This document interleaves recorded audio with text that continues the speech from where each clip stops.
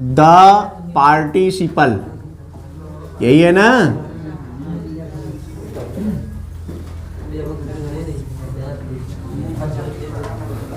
देखो ध्यान से, आपको पता है कि ये पार्टिसिपल क्या है, नॉन फाइनाइट वर्ब है, यानी वर्ब दो तरह के, फाइनाइट और नॉन फाइनाइट। तो नॉन फाइनाइट तीन प्रकार का होता है, एक होता है इन्फिनिटिव, दूसरा पार्टिसिपल, तीसरा जीरंड। ठीक है, तो इन्फिनिटिव को कल हमने देखा था क्या कि इन्फिनिटिव वर्ब के फर्स्ट फॉर्म के पहले टू लगाने से बनता है। ये दो प्रकार का होता है, सिंपल इन्फिनिटिव और जीरेंडियल इन्फिनिटिव। यहां हम पढ़ेंगे पार्टिसिपल। चूंकि हम सेंटेक्स पढ़ रहे हैं तो सेंटेक्स में हम क्या पढ़ रहे हैं कि यूज देखना जरूरी है, क्योंकि एक सेंटेंस में कहाँ ये प्रयोग करने पर गलत हो सकता है, ये हमें सावधानी बरतनी है। तो पार्टिसिपल को सबसे पहले जानो कि पार्टिसिपल है क्या। एक चीज और आज बता दूं कि जो आप नॉन फाइनाइट वर्ब पढ़ते हैं, किसको, नॉन फाइनाइट वर्ब जिसको आप पढ़ते हैं, ये नॉन फाइनाइट की क्रिया को डबल पार्ट ऑफ स्पीच भी कहते हैं। क्या कहते हैं, डबल पार्ट ऑफ स्पीच कहते हैं। क्यों कहते हैं बताइए, क्यों कहते हैं? क्योंकि ये जो पार्टिसिपल नॉन फाइनाइट है, यानी ये जो नॉन फाइनाइट की क्रियाएं बनती हैं, ये बनती हैं वर्ब से। किससे बनती हैं? और काम करती हैं, जैसे अभी पढ़ा है आपने इन्फिनिटिव, तो इन्फिनिटिव काम करता है किसका, नाउन या एडवर्ब का, नाउन या एडवर्ब का काम करता है। उसी तरह जब आप देखेंगे पार्टिसिपल को, तो पार्टिसिपल भी जो है, पार्टिसिपल तीन होते हैं ना, प्रेजेंट पार्टिसिपल, पास्ट पार्टिसिपल और परफेक्ट पार्टिसिपल। तो ये पार्टिसिपल भी, प्रेजेंट पार्टिसिपल जो होता है वो एडजेक्टिव या एडवर्ब का काम करता है, पास्ट पार्टिसिपल एडजेक्टिव का काम करता है, परफेक्ट पार्टिसिपल एडवर्ब का काम करता है। इसका मतलब हो गया कि ये भी बनता है वर्ब से और काम दूसरे पार्ट ऑफ स्पीच का करता है। इसी तरह जब जीरंड को देखेंगे आप, तो जीरंड भी क्या है, बनता है वर्ब से और काम करता है नाउन का। इसका मतलब ये जो पार्टिसिपल है या इन्फिनिटिव है या जीरंड है, ये सब किसका काम करते हैं, ये कोई दूसरे पार्ट ऑफ स्पीच का कार्य करते हैं। इन्फिनिटिव ना है, इन्फिनिटिव, पार्टिसिपल और जीरंड, तो ये तीनों जो हैं बनते वर्ब से हैं और काम दूसरा दूसरा करते हैं, इसीलिए इनको डबल पार्ट ऑफ स्पीच कहते हैं। दोहरा शब्द भेद, दोहरा, डबल मतलब दोहरा। दोहरा कैसे हुआ, तो बनता वर्ब से है, काम नाउन का एडवर्ब का करता है, या ये एडजेक्टिव और एडवर्ब का करता है, या ये नाउन का काम करता है। इसका मतलब बनता वर्ब से एक पार्ट ऑफ स्पीच ऑलरेडी है वो, और दूसरे पार्ट ऑफ स्पीच में भी वो हिस्सा बटाने का काम करता है, इसीलिए इसको डबल पार्ट ऑफ स्पीच कहते हैं। और वही बात यहाँ पार्टिसिपल है। पार्टिसिपल माने क्या होता है, तो पार्टिसिपल की मीनिंग जब क्लियर करनी हो आपको, तो जानिए कि पार्टिसिपल की उत्पत्ति हुई है पार्टिसिपेयर से, पार्टिसिपेयर शब्द से हुई है, जिसका मतलब होता है पार्टिसिपेट। क्या, पार्टिसिपेट यानी होता है हिस्सा बटाना या हिस्सा लेना। इसका मतलब पार्टिसिपल एक ऐसा वर्ड है जो पार्टिसिपेट करता है, कहां, in another part of speech, यानी a part of speech which participate in another part of speech is called participle। यानी पार्टिसिपल को समझने के लिए कि ऐसा शब्द जो बनता किसी दूसरे पार्ट ऑफ स्पीच से है और जाकर के किसी दूसरे पार्ट ऑफ स्पीच का कार्य करता है, तो उसी को हम कहते हैं पार्टिसिपल। अब पार्टिसिपल कितने हैं, तो पार्टिसिपल आप जानते हैं कि तीन हैं। कौन कौन, प्रेजेंट पार्टिसिपल, पास्ट पार्टिसिपल और परफेक्ट पार्टिसिपल। इसको बहुत ज्यादा डिटेल में आपको पढ़ाया गया है सिंथेसिस में। आज यहां आप सिंथेसिस भी क्लियर कर लीजिए। सिंथेसिस का जो सिंपल सेंटेंस बनाने का रूल है, उसमें आता है यूज ऑफ पार्टिसिपल ना, उसको रिवीजन करो। आज सिंटेक्स में ये बात आई है तो उसको भी रिवीजन कर लिया जाए। तो सिंथेसिस में इसको डिटेल इसलिए बताया भी गया है क्योंकि इसका प्रयोग करना होता है। किसी भी सेंटेंस को जोड़ते समय हमें इसका प्रयोग कहां करना है, ये सावधानी उसमें बताई जाती है। अब उसी को हम यहां समझेंगे, क्योंकि जो सूटेबल रूल है इसका या सूटेबल प्लेस है किसी सेंटेंस का, वो उसी रूल से ही क्लियर होता है। तो सबसे पहले जानिए कि प्रेजेंट पार्टिसिपल क्या होता है। तो प्रेजेंट पार्टिसिपल जो होता है वो वर्ब के फर्स्ट फॉर्म में आईएनजी लगाने से बनता है। अब ये वर्ब का फर्स्ट फॉर्म में आईएनजी कब और किस क्रिया को लगाया जाता है, तो आप जानिए कि जब भी प्रेजेंट पार्टिसिपल प्रयोग किया जा रहा हो, इसको पार्टिसिपल से जोड़ दीजिए, नहीं तो ये लगेगा पार्टिसिपेट कर रहा है केवल, यानी पार्टिसिपल में ये प्रेजेंट पार्टिसिपल उन वाक्यों में लगता है जब दो वर्ब साथ में आए हों। क्या? दो क्रियाएं साथ में हों। ये बात आपको ध्यान देनी होगी कि किसी भी वाक्य में जब दो क्रियाएं एक साथ आती हैं तो निश्चित रूप से एक क्रिया तो मेन वर्ब होती है, फाइनाइट की क्रिया होती है, और जो दूसरी क्रिया होती है उसी को नॉन फाइनाइट बनाना पड़ता है। कौन सी क्रिया को नॉन फाइनाइट बनाना पड़ता है? तो वो क्रिया अब हमें तय करना होगा कि दोनों क्रियाओं का आपसी संबंध क्या है, रिलेशन क्या है। दोनों क्रियाओं का रिलेशन यानी एक क्रिया के साथ साथ दूसरी क्रिया हो रही हो, एक क्रिया का परिणाम दूसरी क्रिया हो, तो प्रेजेंट पार्टिसिपल ही लगाया जाता है दूसरी क्रिया को। अब दो क्रियाएं हैं तो कौन सी क्रिया में लगाएं प्रेजेंट पार्टिसिपल? तो जो क्रिया पहले होती है, क्योंकि जो दो क्रियाएं साथ होंगी उसमें एक क्रिया पहले होती है और एक क्रिया बाद में होती है। तो जो क्रिया पहले से हो रही है वही प्रेजेंट पार्टिसिपल का रूप होती है। यानी प्रेजेंट पार्टिसिपल का प्रयोग करते समय आपको सावधानी बरतनी पड़ेगी। जैसे मैंने हंसते हुए आदमी को देखा, पॉइंट, मैंने हंसते हुए आदमी को देखा।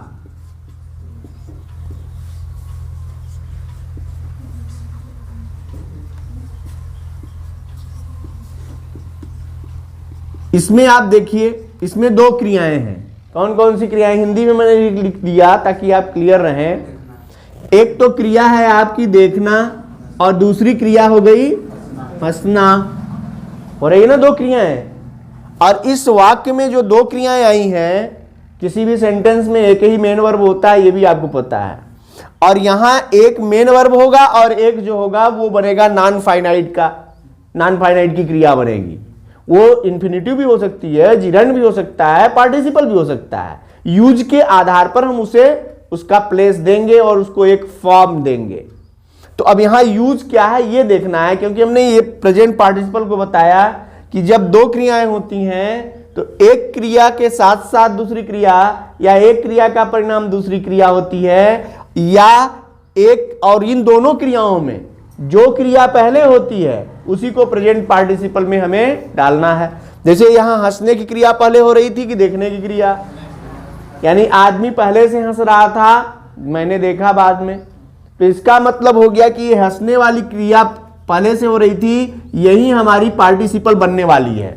अब वो पार्टिसिपल बनेगी तो प्रेजेंट पार्टिसिपल बनेगी या परफेक्ट पार्टिसिपल बनेगी या पास्ट पार्टिसिपल, ये तय करेंगे। तो ये बात आपको बताई गई कि जब एक क्रिया के साथ साथ दूसरी क्रिया हो रही हो, देखना और हंसना, ये दोनों क्रियाएं साथ साथ हो रही हैं। भाई वो हंस रहा था, मैंने देखा, यानी देखने की क्रिया। ऐसा नहीं था कि वो हंसकर बंद हो गया फिर मैंने देखा। हंसते हुए आदमी को देखा मतलब क्या? वो हंस भी रहा था, मैंने देखा भी। मैंने सिगरेट पीते हुए आदमी को देखा ना। तो ऐसी सिचुएशन जब दोनों लगभग साथ साथ हो रही हो तो वहां पर जो पहले वाली क्रिया है उसको क्या करते हैं? प्रेजेंट पार्टिसिपल में बदलते हैं ना। तो ये आपकी क्रिया कौन सी क्रिया बनेगी? Present participle. अब देखो, अभी इतने पर ही बात नहीं खत्म होती है। प्रेजेंट पार्टिसिपल में गलत कहां होता है कि हमें यह देखना है कि प्रेजेंट पार्टिसिपल आया किसके लिए है, क्योंकि प्रेजेंट पार्टिसिपल की क्रिया कभी कभी सब्जेक्ट के लिए होती है और कभी कभी ऑब्जेक्ट के लिए होती है। तो इसमें ध्यान देना है कि यदि ये क्रिया प्रेजेंट पार्टिसिपल के लिए आई है तो प्रेजेंट पार्टिसिपल के पहले होगी, और सॉरी सब्जेक्ट के पहले होगी। और यदि ये प्रेजेंट पार्टिसिपल की क्रिया ऑब्जेक्ट के लिए आई है तो ऑब्जेक्ट के बाद होगी ना। तो इसका मतलब हो गया, ये जो है, पहले देखिए, ये हंसने की क्रिया कौन कर रहा था? मैं या वो आदमी? इसमें दो बात हो गई, इसमें दो सेंस भी हैं कि मैंने हंसते हुए आदमी को देखा, यानी मैं हंस रहा था और मैंने आदमी को देखा, ये भी हो सकता है। हो सकता है कि नहीं हो सकता? यदि आप ऐसा लिख देंगे, भाई अब ये तो देखने पर क्लियर होगा ना यानी इसी को, हाँ यही इसी को पहले लिख दो, इसी को पहले लिख दो, वही क्लियर हो जाएगा। हंसते हुए मैंने आदमी को देखा, इसी को मैंने कह दिया क्या, हंसते हुए मैंने आदमी को देखा। क्या?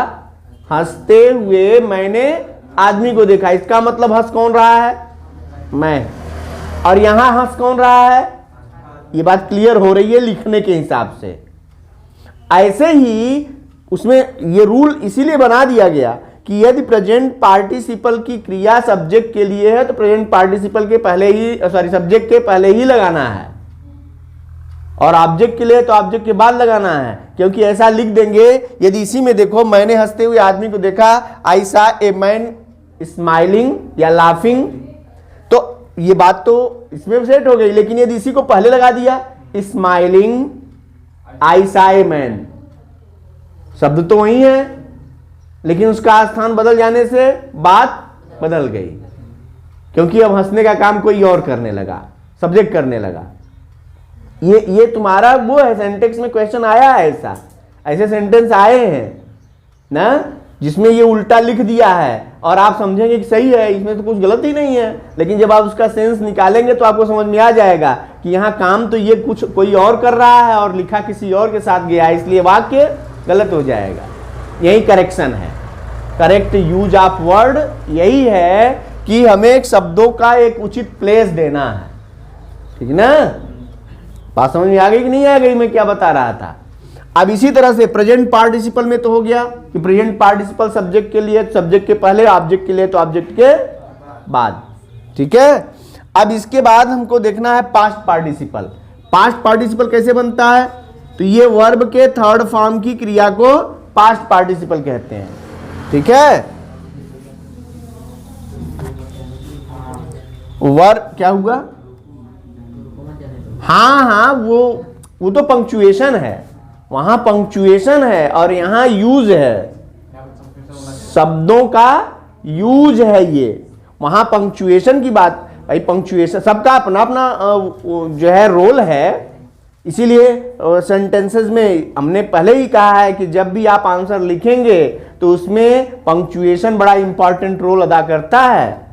आपने लिख दिया आंसर, एग्जामिनर पढ़ते समय उसको अवॉइड करके नंबर दे दे, लेकिन आपको पता होना चाहिए कि उसके पंक्चुएशन का बहुत मतलब निकलता है, पूरा का पूरा अर्थ बदल सकता है। और वही बात यहां भी है, जैसे प्रेजेंट पार्टिसिपल में ही देखो, एक पार्टिसिपल कि यदि ये ऑब्जेक्ट के लिए आया और सब्जेक्ट के पहले लगा दोगे तो इसका अर्थ पूरी तरह से बदल जाएगा। तो वर्ब के थर्ड फॉर्म को क्या कहते हैं? पास्ट पार्टिसिपल कहते हैं। और पास्ट पार्टिसिपल की क्रिया का प्रयोग करते समय भी सावधानी बरतनी चाहिए। ये एडजेक्टिव का कार्य करता है। किसका काम करता है? ये एडजेक्टिव का कार्य करता है, इसीलिए ये उस शब्द के पहले प्रयोग किया जाएगा जिसकी विशेषता बता रहा हो ना। मैंने एक टूटा हुआ पेड़ देखा, टूटा हुआ पेड़ देखा। अब यहां पेड़ की विशेषता हो गई, टूटा हुआ। समझ में आ रही नहीं आ रही है? तो टूटा हुआ जो है वही है पास्ट पार्टिसिपल, ब्रोकन। इसीलिए जो थर्ड फॉर्म की क्रिया होती है, जब आप देखेंगे तो थर्ड फॉर्म की क्रिया को क्या कहते हैं? पास्ट पार्टिसिपल कहते ही हैं। यानी यदि आपसे किसी ने ये क्वेश्चन कर दिया कि गो माने जाना, वेंट यानी गया, और गॉन माने, तो गॉन यानी पास्ट पार्टिसिपल की क्रिया है। और वहां पर आप जानिए कि हिंदी में या हुआ, ई हुई, ए हुए की ध्वनि निकलती है, यानी उसका मतलब निकलता है गया हुआ, टूटा हुआ, गिरा हुआ।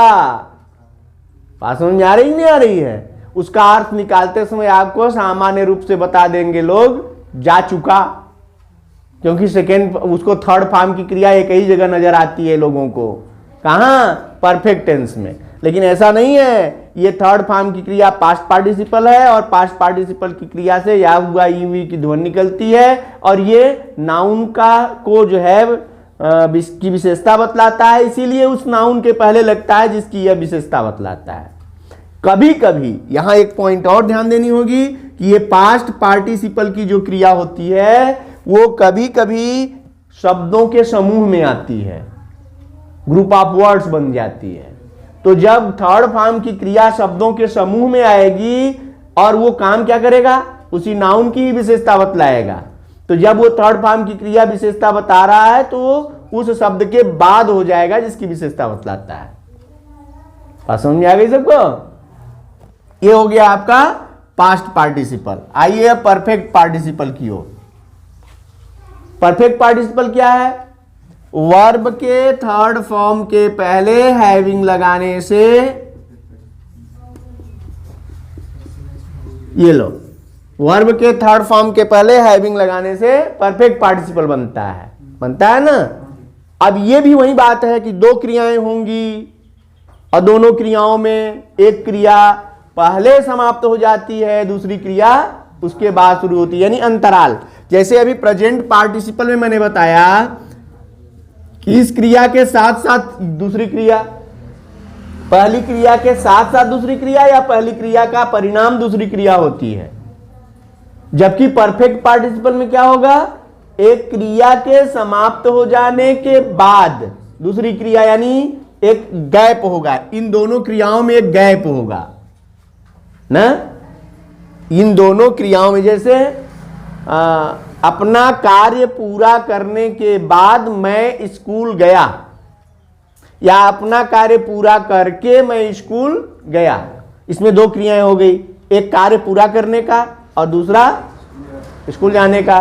तो जो कार्य पूरा करना है वो पहले पूरा कर लिया, यानी कंप्लीट करने के बाद गया, यानी दोनों क्रियाओं में गैप हो गई। तो जो कार्य पहले होता है, इसमें भी वही बात होगी, जो कार्य पहले होगा उसमें परफेक्ट पार्टिसिपल यानी हैविंग के साथ थर्ड फॉर्म लगा देंगे। इसको वाक्य में पहले ही प्रयोग किया जाता है, क्योंकि ये एडवर्ब का कार्य करता है, और एडवर्ब का जब वो पूरा एडवर्ब फ्रेज के रूप में हो जाता है तो वाक्य में सबसे पहले लगाकर कामा से अलग कर दिया जाता है। क्लियर हो गई बात? अब इसमें देखो, अब ये अभी आप सीधा सीधा पढ़ रहे थे कि बनते कैसे हैं। इसमें जो है प्रेजेंट पार्टिसिपल का पैसिव वॉइस बनता है, यानी ये पैसिव वॉइस में भी कार्य करते हैं, ठीक ना।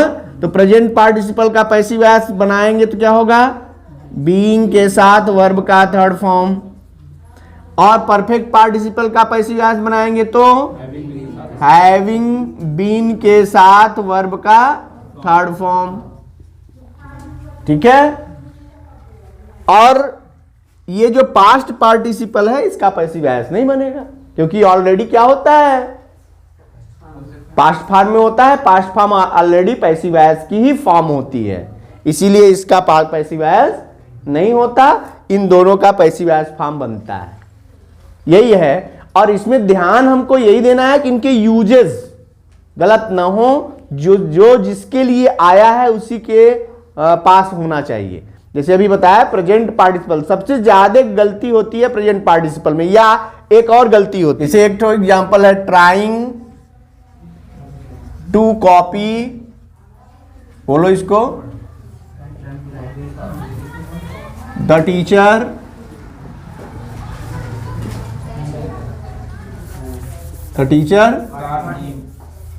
काट हिम। और एक तो देखो उसमें आया होगा बीइंग संडे, हाँ, The college was closed.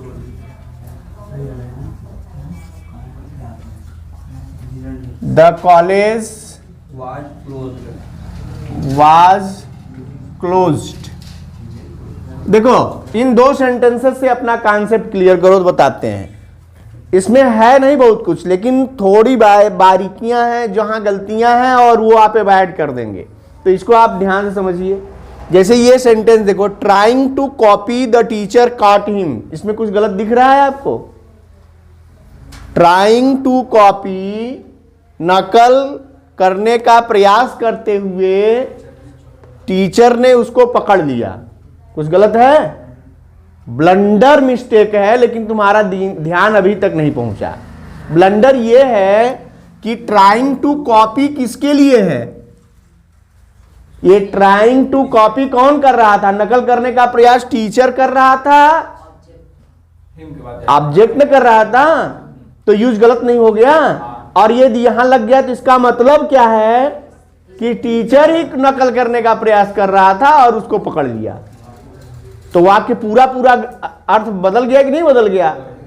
तो ये यूज ही गलत है, क्योंकि ट्राइंग टू कॉपी कर रहा था हिम। और यही बात बताई जा रही है कि प्रेजेंट पार्टिसिपल सब्जेक्ट के लिए है, तभी वो सब्जेक्ट के पहले होगा। समझ में आ रहा है कि नहीं आ रहा है? और यदि ऑब्जेक्ट के लिए तो ऑब्जेक्ट के बाद होगा।